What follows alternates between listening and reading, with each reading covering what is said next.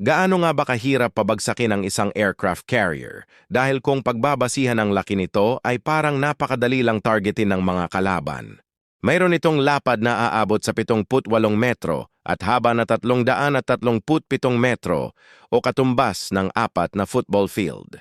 Ngunit ganun pa man ay may sarili itong matitinding depensa tulad ng Phalanx CIWS na kayang magpaputok ng hanggang 75 bala kada segundo para salagin ang paparating na banta. Hindi lang yon dahil meron pa itong dalawang RIM-116 Rolling Airframe Missile at dalawa ring Evolved Sea Sparrow Missile Launchers.